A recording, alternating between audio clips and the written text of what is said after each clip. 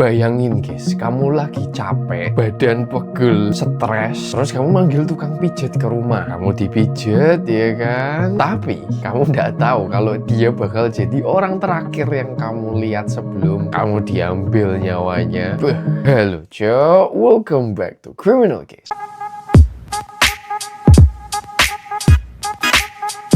Nah, jadi hari ini aku bakal bahas seorang serial killer dari Indonesia yang berprofesi sebagai tukang pijet panggilan, yang dikenal sakti, punya ilmu, bisa nyembuhin segala penyakit, dan pelanggannya itu sampai ngantri Cok tiap hari. Dan yang gilanya lagi, selama 15 tahun dia berhasil lolos. Nggak ada yang tahu kalau dia udah ngambil nyawa para pelanggannya, bahkan anggota TNI itu sampai jadi korbannya Cok. Ya ini sesuai request dari Portnet What the Fuck. Makasih yang udah request ya. Dan buat kamu yang mau request kasus juga, mau bantuin aku cari kasus, boleh komen di bawah atau DM ke IG ku. Nanti yang kasusnya menarik tak bawain. Nah, penasaran gimana cara si Yuli Antoni bisa lolos selama 15 tahun tanpa ada yang curiga satupun, dan apa motifnya kenapa sampai ngambil nyawa pelaku? Makanya tonton terus sampai habis. Oke, kalau udah langsung aja ke ceritanya. Nah, kayak kasus Indonesia pada umumnya, susah buat cari data background pelakunya karena biasanya nggak dipublish buat ngelindungi privasi keluarganya atau gimana lah ya. Jadi ini yang bisa tak temuin. Jadi Yulianto itu tinggal di Sukoharjo, Jawa Tengah. Dia tuh anak dari seorang petani, dan masa kecilnya Yulianto nih ya normal-normal aja kayak orang pada umumnya. Keluarganya ini sederhana, tapi ndak yang sampai parah banget, sampai miskin parah tuh ndak. Dan Yulianto ini juga dari kecil sifatnya pendiam, tapi pendiamnya bukan yang antisosial ya. Pendiamnya tuh cuman bukan yang tipe orang yang selengean tuh apa ya? Kayak badut tongkrongan gitu ya. Jadi bukan tipe yang badut tongkrongan, dia tuh tipe yang dia kalem. Nah, di tahun 1991, waktu Yulianto umur 19 tahun, dia tuh suka sama temennya yang bernama Siti Aminah, dan Yulianto tuh pengen naik ke Gunung Merapi berduaan sama Siti Aminah. Nah, tapi karena Sitinya nih nggak suka balik sama Yulianto, jadi Yulianto nih harus nyari alasan nih kayak gimana caranya Siti mau naik gunung sama aku. Ya udah, di situ suatu hari Yulianto nyamperin si Siti kan, bilang ke dia, Ti, apa sih dipanggilnya Siti? Siti, tahu nggak? Aku lagi mau belajar ilmu sakti. Siti jawab, ilmu sakti apa tuh mas? kan orang Jawa Tengah ya kan, jadi pakai Jawa. Yulianto jawab lagi, nanti kalau aku bisa berhasil toh, aku bisa menyembuhin penyakit apa aja, aku juga bisa awet muda. Siti jawab lagi kan, Masa tuh mas? Caranya gimana? terus Yulianto bilang, jadi aku harus ngelakuin ritual di Gunung Merapi 3 hari. Kamu mau ikut nggak? Nanti tak ajarin caranya, kamu bisa awet muda loh. Siti jawab, Oh iya mau tuh mas, sebenarnya dia tapi awet muda ya. Yulianto bilang, iya wes, percaya na aku. Besok pagi kita berangkat ya, tapi syaratnya harus orang 2. Nggak boleh rame-rame, dan nggak boleh ada yang tahu kalau kita pergi ke Gunung Merapi. Kalau sampai ada yang tahu, gagal ritualnya. Si Siti percaya, Cok. Ya udah tuh, besok pagi-paginya Yulianto sama Siti berangkat tuh naik Gunung Merapi. Sampailah mereka di pos terakhir sebelum summit ya, sebelum muncak. Mereka bermalam di situ. Mereka emang nggak ada pikiran mau summit, nggak ada pikiran mau naik ke puncak, cuman mau bermalam di situ sama ngelakuin ritual di situ. Ya udah tuh ya, malam-malam ya kan, mereka nyalain api unggun buat makan malam, biasalah di gunung. Udah selesai makan, mereka ngobrol-ngobrol ya kan. Dan di sini Yulianto ngajak Siti berhubungan badan, ya. Siti langsung nolak ya kan, nolak mentah-mentah, bahkan sampai udah cenderung marah gitu. Yulianto ngelihat reaksinya langsung kayak, sorry, maaf segala macem, minta maaf. Ya udah tuh akhirnya mereka baikan lagi, sampai Yulianto sama Siti tuh ngelihat kayak city light gitulah. Mereka duduk kayak di rada tebing gitu, ngobrol. Tiba-tiba si Siti dijorokin, Cok. Didorong ke tebing, Cok. Jatuh kan si Siti. Ya udah, Siti kehilangan nyawanya karena itu cukup tinggi. Dan kamu tahu apa yang dilakukan Yulianto? Dia masih nyantai, Cok. Masih bermalam tidur nyenyak di dalam tenda habis ngambil nyawa orang. Bayangin aja suasana di gunung yang gelap, nggak ada siapa-siapa malam itu, di tenda. Kayak emang psycho sih. Ya udah, besoknya dia pulang ke desanya kan. Nah, Tapi beberapa hari kemudian keluarganya Siti ini mulai curiga nih, ini anak kemana kok nggak pulang-pulang. Mulai heboh tuh satu desa tuh ya. Si Yulianto denger ini diem-diem wae, ya nggak bilang apa-apa, dan nggak ada satupun orang yang tahu tentang pendakian itu. Karena tadi kan Yulianto bilang ke Siti kalau nggak boleh ada orang yang tahu. Terus mungkin mereka berangkatnya juga subuh-subuh atau gimana, jadi nggak ada orang yang lihat sama sekali. Ya udah tuh satu desa bantu cari Siti, keluarganya Siti nyari Siti, dibantu semua warga, tidak ketemu. Sampai seminggu kemudian akhirnya keluarganya Siti mutusin buat telepon polisi. Polisi dateng, lakuin pencarian, dibantu warga juga, tapi nggak membuahkan hasil. Polisi juga nggak tahu harus mulai dari mana karena nggak ada bukti, nggak ada jejak, nggak ada saksi. Jadi kayak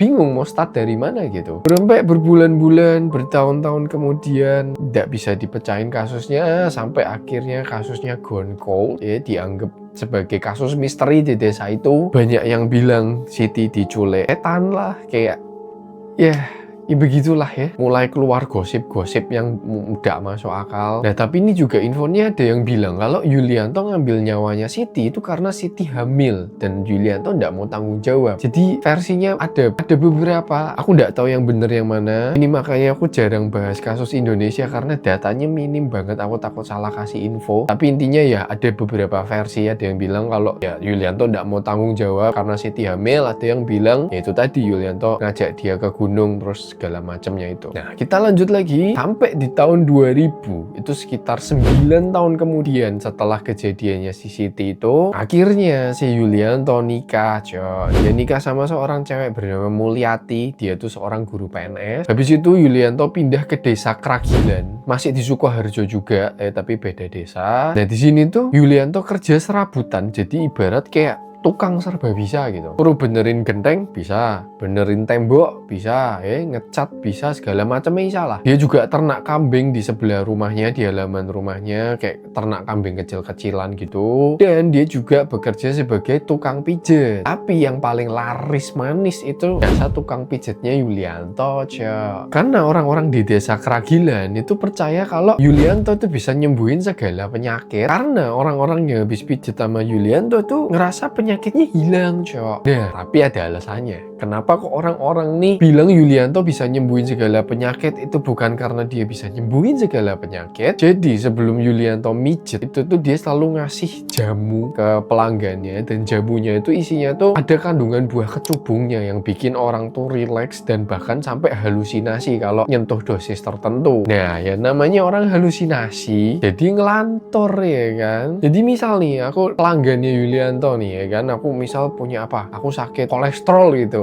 Kolesterol dateng, Pak mau pijet nih, aku kolesterol kenceng nih lehernya, dikasih buah kecubung itu tak minum, aku dipijet. Nah, si Yulianto nih nge-brainwash aja gitu, kayak wah ini udah sembuh nih, harusnya dicoba dulu, ini udah hilang segala macem. Ya namanya aku ngelantor ya kan, aku kayak oh iya ini udah enakan nih, gampang ke brainwash gitu jadinya. Makanya orang-orang tuh setelah kelar pijet dari Yulianto, pas keluar tuh dia ngomong ke warga-warga lainnya kayak wah ini aku baru pijet sama si Yulianto nih, sembuh kolesterolku segala macam, padahal dia lagi ngelantur. Dan itu terjadi terus menerus, warga lainnya jadi nyoba ya kan, keluar ngelantur, ngomong ke warga lainnya, gitu-gitu terus lah, jadi cycle yang gak kelar-kelar gitu. Nah misal nanti ngelanturnya udah hilang nih ya kan, efek buah kecubungnya udah hilang, dia baru ngerasa lagi nih kayak wah ini kok kenceng lagi. Ya udah dia cuman mikir pijet lagi tadi sembuh ya kan sama Yulianto.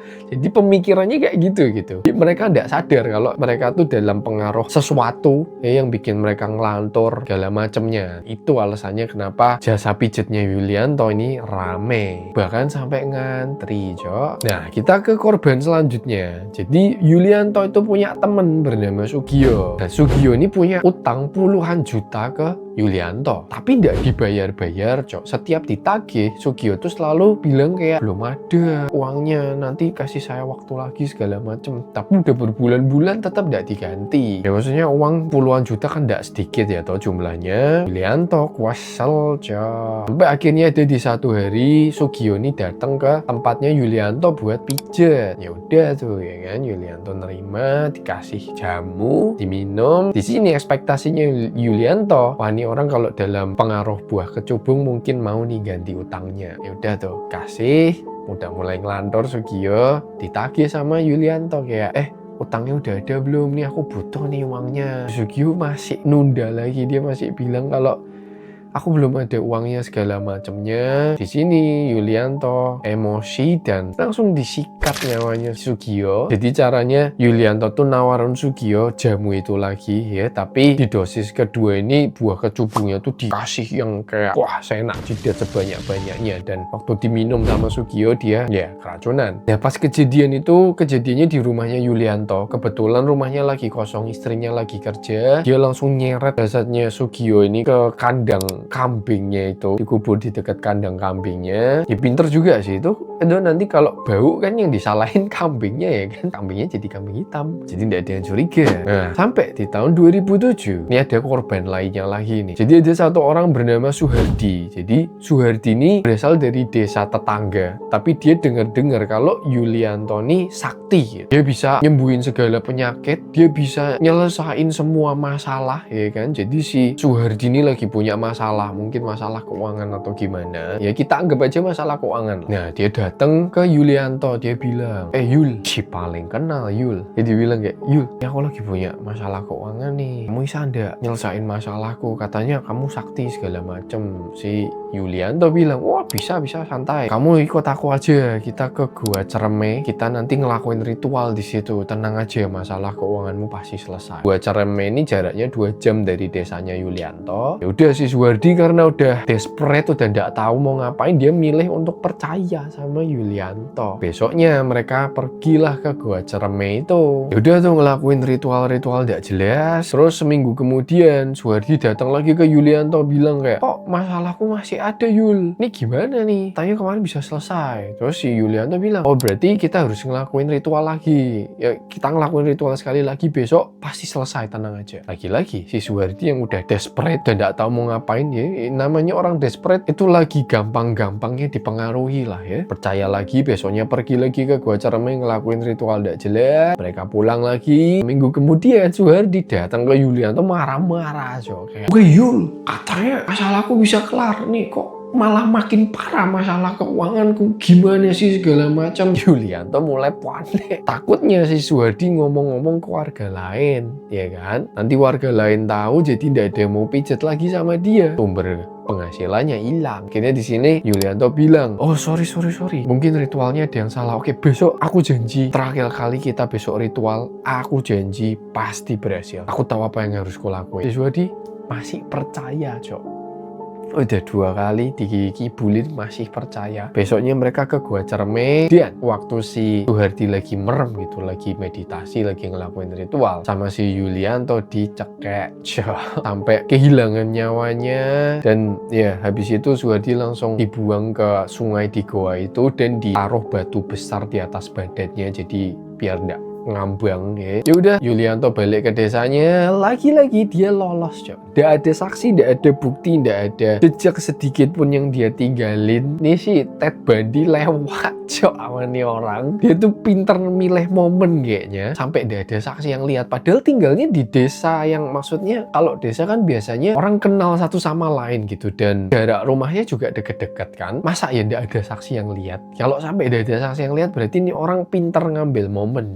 atau emang letak rumahnya aja yang strategis, nggak tahu juga. Nah masih belum puas si Yulianto. Di tahun 2007 jadi ada pelanggan bernama Sudio, namanya hampir mirip-mirip. Nah jadi Sudio ini sama kayak korban sebelumnya, dia percaya kalau Yulianto ini punya kekuatan sakti, dan si Sudio ini pengen juga nih punya ilmu kayak Yulianto mungkin ya. Dia datang ke Yulianto, dia bilang kayak, aku mau juga dong punya ilmu kayak kamu gitu, bisa nyembuhin penyakit segala macem. Terus si Yulianto biasa kan dengan omong kosongnya, oh bisa tenang aja, kalau mau besok kita ke pantai Parangtritis, kamu tak ajak kita ngelakuin ritual di sana, kamu langsung bisa punya kekuatan. Percaya si Sudio. Berangkatlah tuh besoknya ke pantai Parangtritis, jaraknya sama sekitar 2-3 jam dari desanya Yulianto. Nyampe mereka di pantai Parangtritis, dan ya Yulianto yang mungkin udah ketagihan sama rasanya ngambil nyawa orang atau gimana, dia waktu Sudio merem gitu lagi ngelakuin ritualnya, dia juga dicekek langsung dikubur di kayak kayak semak-semak di pantai Parangtritis itu. Jadi kayak ada daerah yang pepohonan semak-semak gitulah. Kubur di situ. Ya udah, Yulianto pulang ke desanya lagi tanpa dosa, tanpa ngerasa bersalah. Nah, lagi-lagi Yulianto mulai ketagihan. Jadi ada satu pasien baru ya, ada satu pelanggan baru. Jadi waktu datang ke Yulianto, si pelanggannya ini bilang kalau, wah ini saya tuh punya stroke nih, bisa nggak kamu sembuhin? Wah, denger ini si Yulianto mikir kesempatan nih ya kan, bisa tak ambil nyawanya. Terus tinggal aku bilang, wah ini orangnya meninggal karena stroke-nya kambuh ya kan. Orang-orang pasti percaya. Dan ya itu yang dilakuin Yulianto, diambil nyawanya ya kan si orang ini. Sama caranya kayak sebelum-sebelumnya dikasih jus kecubung itu. Pas si pelanggannya ini udah kehilangan nyawanya, si Yulianto keluar rumah, dia teriak-teriak minta tolong warga kayak, weh tolong nih ada pelanggan saya yang stroke-nya kambuh segala macem. Warga-warga pada masuk ke kamarnya, dan pas masuk ke kamarnya ngelihat dia udah pergi ke alam lain, Cok. Tapi ya di sini orang-orang nggak ada yang curiga karena kayak, oh ya udah ini stroke-nya kambuh nih, mungkin telat ditolong segala macem. Bahkan keluarganya, pelanggannya pun itu nggak curiga sama Yulianto, Cok. Sumpah ya, aku nek jadi keluarganya si pelanggan yang punya stroke ini, Yulianto pasti orang pertama yang tak curigain, Cok. At least aku mikir kayak, wah ini jangan-jangan gara-gara dipijet stroke-nya kambuh. Ya kan, at least mikir itu. Walaupun aku nggak mikir kalau Yulianto nih ngambil nyawa dia, tapi at least aku mikir, wah ini jangan-jangan gara-gara dia pijet stroke-nya kambuh gitu. At least ada curiga lah. Dan ini keluarganya tidak ada sama sekali curiga ke Yulianto. Keluarganya cuma mikir, ya udah stroke-nya kambuh, emang dia punya stroke. Lagi-lagi Yulianto bebas, lolos, Cok. Sampai di tahun 2010 Yulianto tuh dapat pasien seorang Kopda, ya seorang TNI bernama Kopda Santoso. Jadi si Santoso dateng kan ke rumahnya si Yulianto, dan BTW si Kopda Santoso ini udah langganan ya sama Yulianto, udah berkali-kali datang pijet. Entah apa yang dipikirin Yulianto, atau emang dia udah kecanduan ngambil nyawa orang, atau gimana dia ngambil nyawa Kopda Santoso, Cok. Entah alasannya apa, menurutku sih emang udah kecanduan, Cok, orang-orang begini. Memang punya skizofrenia atau gimana. Dan BTW si Kopda Santoso ini sempat ngelawan, ya. Tapi karena dia tuh udah dalam pengaruh jus kecubungnya itu, jadi ya dia tetap kalah. Gila ya, kalau dibayangin nyesek banget, Cok. Kayak Kopda Santoso ini udah percaya banget gitu sama Yulianto. Dia datang ke sana dengan ekspektasi, wah enak nih, habis pijet badan lega segala macem. Malah kehilangan nyawa, Cok. Disikat nyawanya sama orang yang dia percaya. Kasarnya mati konyol gitu. Nah, habis Kopda Santoso ini dicekek. BTW Kopda Santoso ini sempat ngelawan, jadi sempat ada suara kedabukan di kamarnya. Kebetulan istrinya Yulianto itu ada di rumah pada saat itu. Istrinya Yulianto nanya kan, pas Yulianto keluar dari kamar, suara apa tuh mas? Yulianto pas ditanya gitu marah-marah, Cok. Udah nggak usah ikut campur segala macam itu. Tadi si Kopda Santoso kesurupan segala macam. Udah kamu nggak usah ikut campur. Ya udah dong, istrinya takut ya kan, dia nggak ikut campur. Nah, malam-malam pas istrinya udah tidur, si Kopda Santoso tuh dikubur di belakang rumahnya Yulianto, Cok. Nah terus besok paginya si istrinya Yulianto nanya lagi, mas itu kok motornya Kopda Santoso masih ada di rumah, ketinggalan apa gimana? Yulianto lagi-lagi marah, Cok. Kayak udah kamu tuh udah usah ikut campur, kenapa sih bla bla bla bla bla. Istrinya bingung kan, kayak ini orang kenapa sih kok kayak temperamen banget, orang cuma nanya ya kan. Ya udahlah, dia diem-diem baik. Sampai seminggu kemudian, ya namanya Kopda Santoso seorang TNI ya kan, dia ngilang ya pasti dicariin sama satuannya ya kan. Sampai beritanya nyebar luas, ada TNI yang hilang bernama Kopda Santoso segala macem. Dan beritanya ini nyampe ke telinganya istrinya si Yulianto, Cok. Dengar ini istrinya Yulianto kayak, nih bener nih yang tak curigain, jangan-jangan ada apa-apa. Langsung istrinya lapor ke TNI, bilang kalau ini Kopda Santoso terakhir ngelihat pijet sama suami saya segala macem, motornya bahkan masih ada di rumah. Langsung TNI datang ke rumahnya Yulianto. Kebetulan Yulianto tuh lagi nggak di rumah, lagi keluar naik motornya si Kopda Santoso itu. Ya udah TNI datang, dia bilang izin ke istrinya boleh nggak kita lihat-lihat. Ternyata iya pak, masuk aja. Sampai TNI nemu ada kayak gundukan tanah di belakang rumahnya Yulianto, dan pas digali Ya, TNI nemuin jasadnya Kopda Santoso, Cok. Nggak lama Yulianto pulang naik motornya si Kopda Santoso, lala lili, nyampe rumah langsung ditangkap, Cok. Kan, ditangkap, dibawa ke kantor, langsung diinterogasi. Dan kamu bisa lihat fotonya, ini masih bisa senyum, Cok. Habis ngambil nyawa 7 orang, ketangkep, dia tahu dia bakal dipenjara dan dihukum berat, masih bisa ketawa aja. Nah, ini the real definisi bisa mengambil hal positif dari hal negatif ya. Nah, ini orang ini. Sampai akhirnya pas diinterogasi, Yulianto ini juga ndak ngelak, ndak ngapa-ngapa, dia ngaku aja, oh iya bener Pak, saya ngelakuin ini segala macem. Bahkan dikasih tahu dia ngubur korban-korbannya di mana aja. Beberapa bisa dievakuasi, beberapa udah hilang. Korbannya yang Siti tadi yang di Gunung Merapi itu ndak bisa ditemuin. Buat motifnya, kalau menurut polisi, lagi-lagi ini ada beberapa versi ya. Tapi yang paling masuk akal menurutku, ya emang ini orang sakit gitu. Emang nih orang punya penyakit mental karena dia pas ditangkep nggak ngerasa bersalah, Cok. Ini kamu lihat mukanya senyumnya tulus, Cok.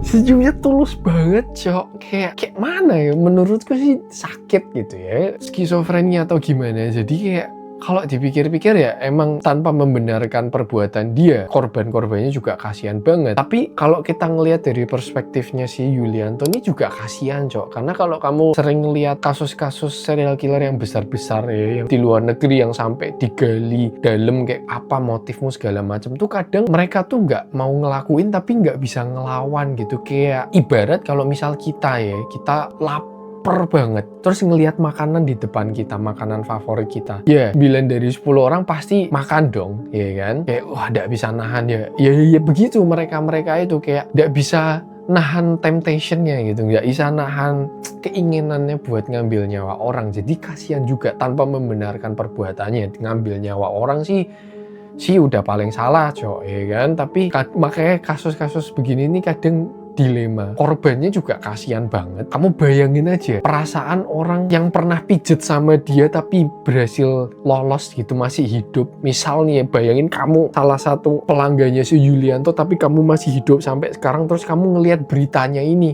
apa ndak trauma, Cok? Kalau aku sih udah ndak bakal mau pijet lagi, Cok. At least ndak mau panggil pijet panggilan, bodoh amat trauma, Cok. Jadi ya korbannya kasihan banget, tapi pelakunya juga ngeselin tapi kasihan gitu. Jadi sekali lagi aku nggak membenarkan perbuatan penjahat-penjahat begini ya, tapi emang ada kebutuhan psikologi khusus gitu ya. Dan yang bikin merinding di kasus ini bukan cara ngambil nyawanya.